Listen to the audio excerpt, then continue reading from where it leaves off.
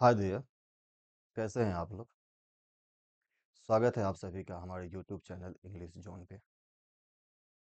उम्मीद करते हैं प्रीवियस वीडियोस आपको पसंद आए होंगे और उसके माध्यम से आप अपने डिक्शनरी में कुछ स्ट्रॉन्ग वोकैब्स ऐड किए होंगे। ठीक है? देखिए, जितने भी वर्ड आपने पढ़ा है ना प्रीवियस वीडियोस में, उनको ऐसे ही छोड़ने का कोई मतलब नहीं बनेगा। उसको रिवाइज करते रहें और जैसे सिचुएशंस हो, जैसे व्यक्ति से आप मिलें, उस पे वर्ड को चिपकाने की कोशिश करें। जैसे एक बात मैं आपको बताता हूँ, किसी व्यक्ति से आप मिलते हैं और पता चलता है कि अरे वो तो व्यक्ति बहुत भाग्य पे केवल निर्भर रहता है, कहता है कि भाग्य में जो होगा सो होगा, तो चिपका दीजिए, अरे वो तो फैटलिस्ट है। देखिए, प्रत्येक वर्ड्स पे आपको सेंटेंस बनाकर याद करने की और यूज करने की जरूरत नहीं है। सिंगल वर्ड्स भी आप यूज कर सकते हैं। किसी सिचुएशंस को देखें, किसी व्यक्ति को देखें और वो वर्ड यूज कर लीजिए, क्या दिक्कत है? जैसे किसी व्यक्ति से मिलते हैं, वो भगवान में बहुत विश्वास करता है, भगवान को मानता है, उनकी एवरी सिंगल वर्ड्स में विश्वास करता है, तो कभी आप बड़ी थीस्ट व्यक्ति हैं। कोई नहीं विश्वास करता है, आपको लगता है कि नहीं भगवान विश्वास नहीं करता, कह दीजिए अथिस्ट है। और कोई व्यक्ति हो जो केवल मैं भुगते रहता हो और हर चीज में केवल अपना फायदा देखता हो, कहते हैं अरे भाई अब तुम तो बहुत इगोइस्ट व्यक्ति हो। ठीक है? उसी प्रकार कोई व्यक्ति है जो बहुत भोग विलासिता में अपने जीवन को व्यतीत करना चाहता है, लग्जरियस लाइफ और मैक्सिमम प्लेजर प्राप्त करना चाहता है, तो कहते अरे यार वो तो एपिक्यूरियन है। ठीक है ना? ऐसे आप सिचुएशंस को और व्यक्ति को देखकर ना, वो आप एक सिंगल वर्ड्स भी चपका दीजिए, कोई दिक्कत नहीं। आपको बस याद रखने से मतलब है। जब सेंटेंस बनाना आप जानेंगे, सेंटेंस बनाना सीख जाएंगे, तो उसको सेंटेंस में भी यूज कर लेंगे, कोई दिक्कत नहीं है। हमें वर्ड याद करने से मतलब है। तो चलिए आज का क्लास हम शुरू करते हैं और कुछ और स्ट्रॉन्ग वोकेबलरी अपने डिक्शनरी में जोड़ने का प्रयास करते हैं। ठीक है ना? तो आज का जो क्लास है वो वर्ब्स पे आधारित है। Verbs give you power. Heading हमारा क्या है? Words give you power. Okay.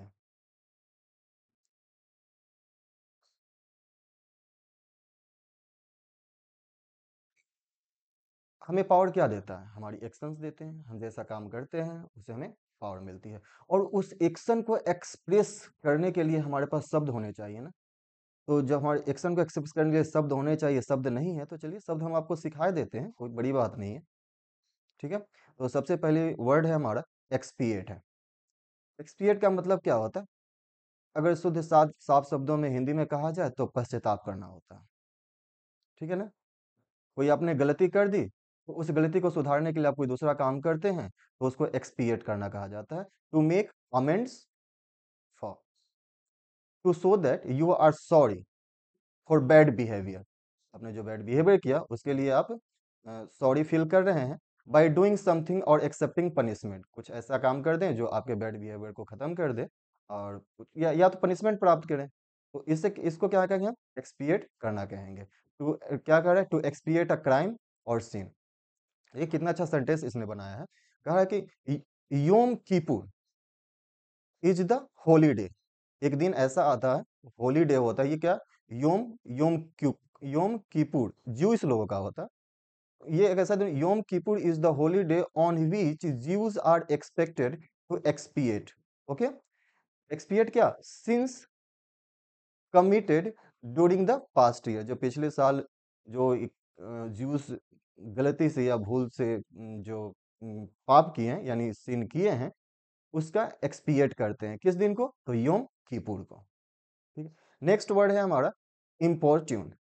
इम्पोर्ट्यून इम्पोर्ट्यून का मतलब होता है किसी व्यक्ति को कोई काम करने के लिए कहते रहना, to ask ceaselessly to do something. ठीक है ना? किसी किसी व्यक्ति को बार बार किसी चीज के लिए आग्रह करते रहना। तो क्या? टू टू रिक्वेस्ट और बेग अर्जेंटली। ठीक है ना? तो to harass with persistent request, to harass with persistent request demand of incessantly. ठीक है ना? तो किसी किसी व्यक्ति को कोई काम करने के लिए दोहराते रहना, जब तक वो क्या परेशान ना हो जाए, परेशान होकर आपको वहां से भगा ना दे। ठीक है ना? तो उसको इम्पोर्ट्यून करना कहता है। Go away, you don't need to importune me, I will do your job. Okay? Just ask. क्या आदमी परेशान हो जाता है जब कोई इम्पोर्ट्यून करता है आपको? तो सेंटेंस देखिए क्या बनाया है कि he stood on the street corner importuning passers by for help.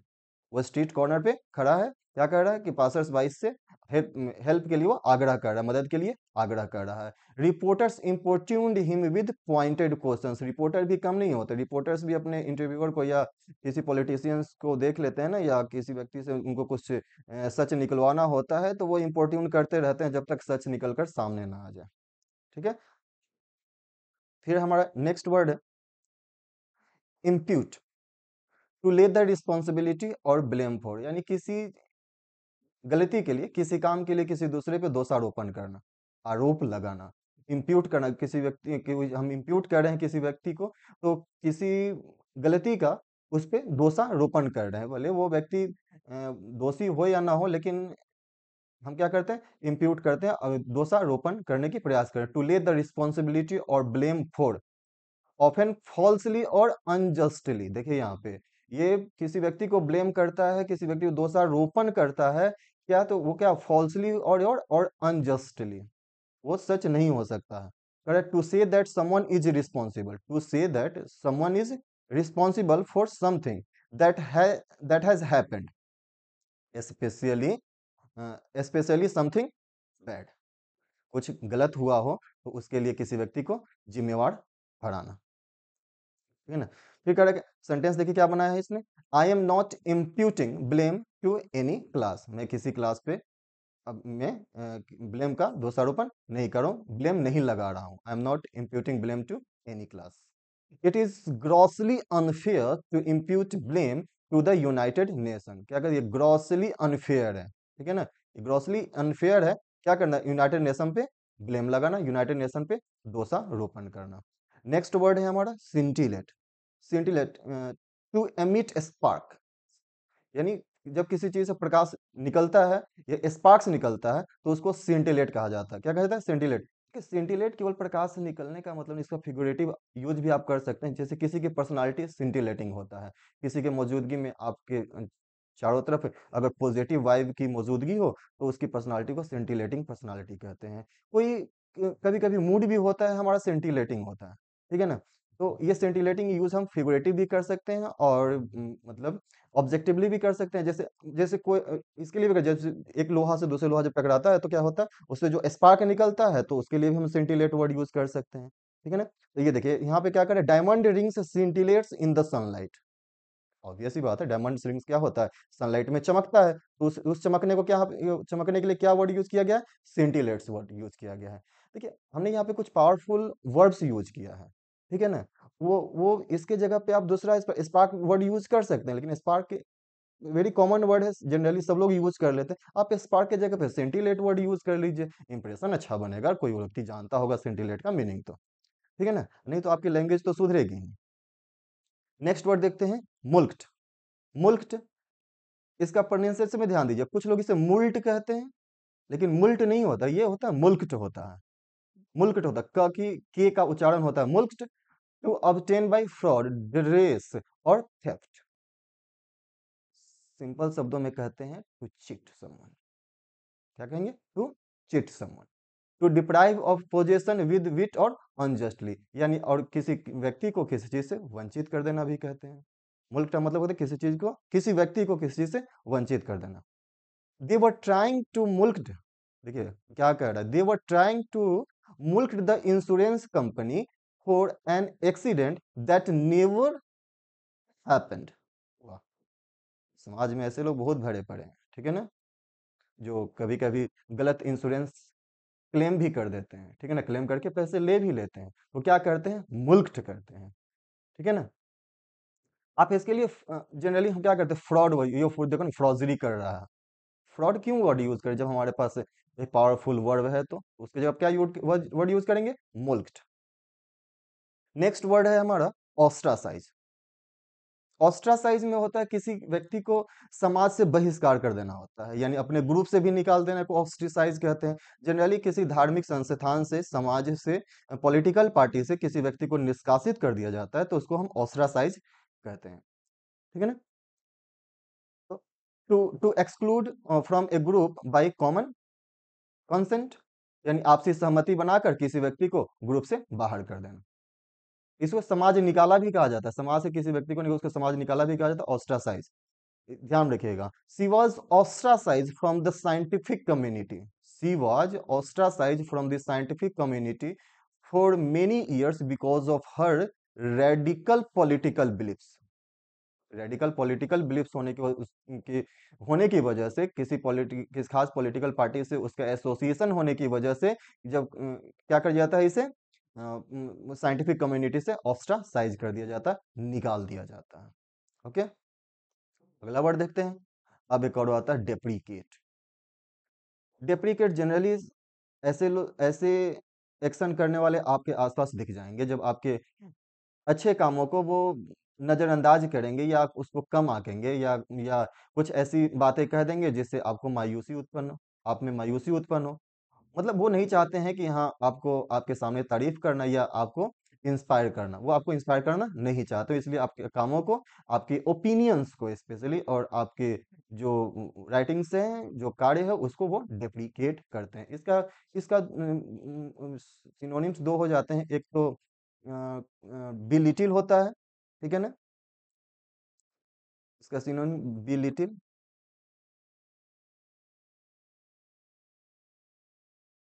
Belittle होता है, बिलिटिल करना। और एक वर्ड होता है डिस्पैरेज, ठीक है ना,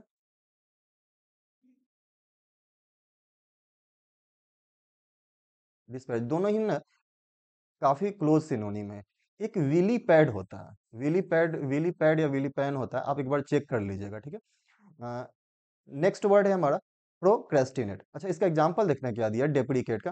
ये कह रहा है movie critics tried to outdo critics tried to outdo one another, यानी एक दूसरे को ही डिफीट करने। आउटडू का मतलब होता है डिफीट करना, ठीक है ना, एक दूसरे आउटडू का मतलब डिफीट करना।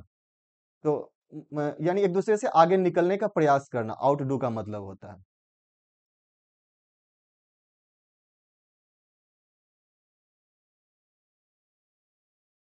डिफीट, ठीक है ना। आप एक बार इसको डिक्शनरी में देखेंगे, और देखेंगे सेंटेंस और क्या क्या बने हैं। थोड़ा सा वर्क खुद से भी कर लिया कीजिए, अगर लगे सेंटेंस किसी वर्ड पे हमें और सेंटेंस की जरूरत है, जाइए डिक्शनरी खोलिए, डिक्शनरी खोल के वर्ड्स पे सेंटेंस बहुत सारे आपको गूगल पे मिल जाएंगे। तो थोड़ा सा जब आप वर्क करेंगे ना, तो उस वर्ड से और आप फेमिलियर होते चले जाएंगे।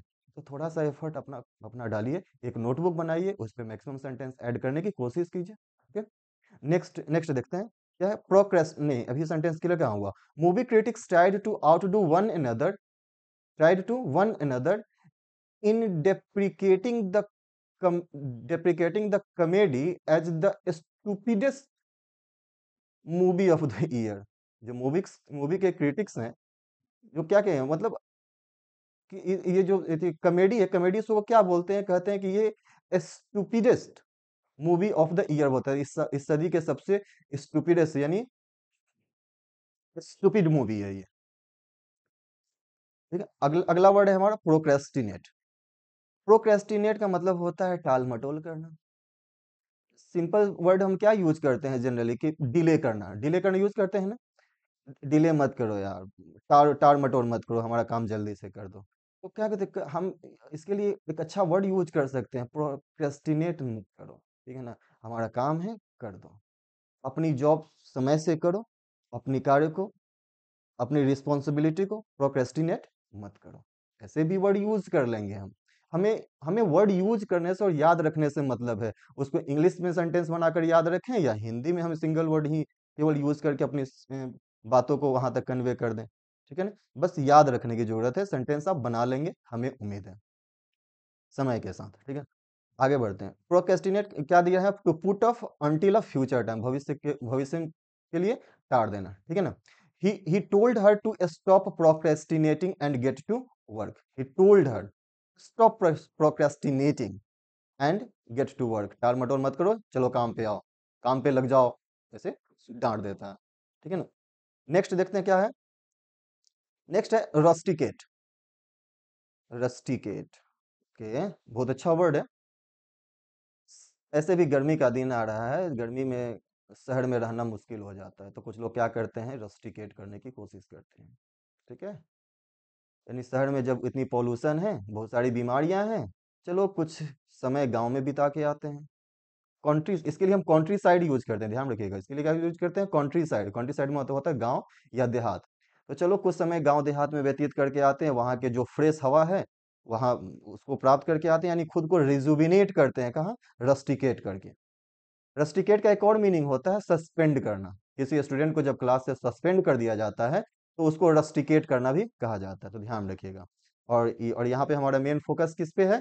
तो रस्टिकेट करना यानी गांव देहात में जाकर अपने कुछ समय व्यतीत करना। ठीक है ना?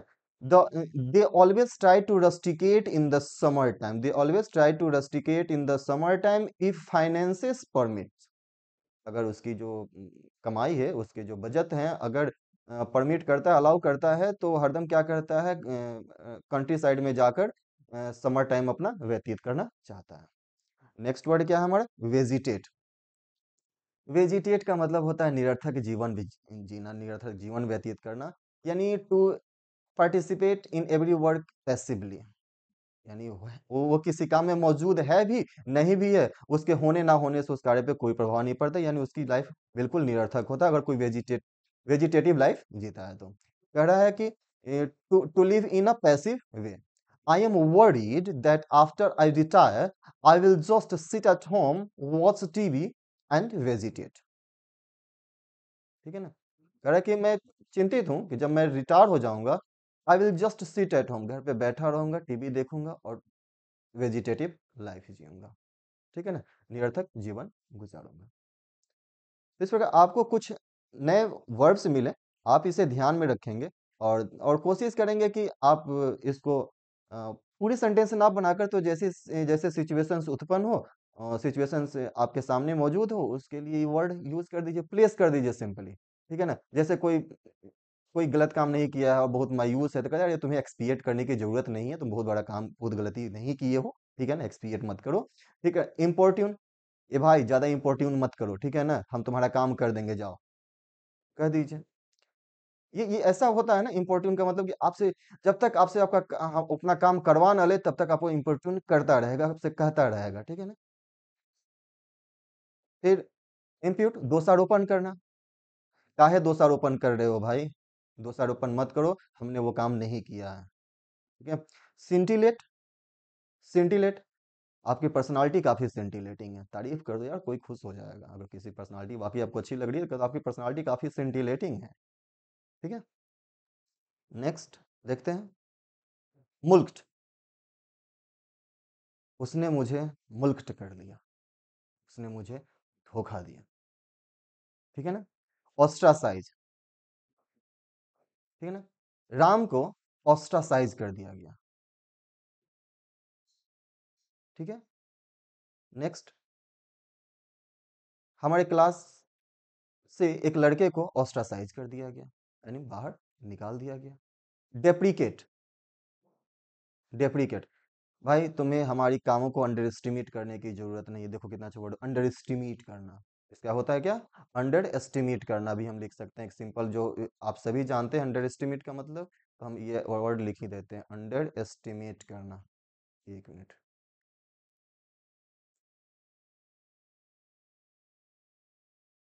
ओके, अंडर एस्टिमेट करना। चलिए कोई बात नहीं। फिर प्रोक्रेस्टिनेट करना, आपको इधर उधर की बात करने की जरूरत नहीं है, आपको टाल मटोल करने की जरूरत नहीं, हमारा काम आप कर दीजिए। प्रोक्रेस्टिनेट करने की आपको जरूरत नहीं, कभी आपको प्रोक्रेस्टिनेट करने की जरूरत नहीं है, आप हमारा काम कर दीजिए, चाहे आप अपना काम कर लीजिए। नेक्स्ट, रस्टिकेट, वो कुछ समय के लिए रस्टिकेट कर रहा है। ठीक है ना? मैं भी चाहता हूँ कुछ समय के लिए रस्टिकेट कर लूँ। वेजिटेट, वो एक वेजिटेटिव लाइफ जी रहा है। ठीक है? वो एक वेजिटेटिव लाइफ जी रहा है, ऐसे ही आप कर लेंगे। ठीक है? तो इसी के साथ हम अपना आज का क्लास समाप्त करते हैं, मिलते हैं अगले दिन, अगले वीडियो में कुछ नए पावरफुल वर्ड्स के साथ। Bye, see you.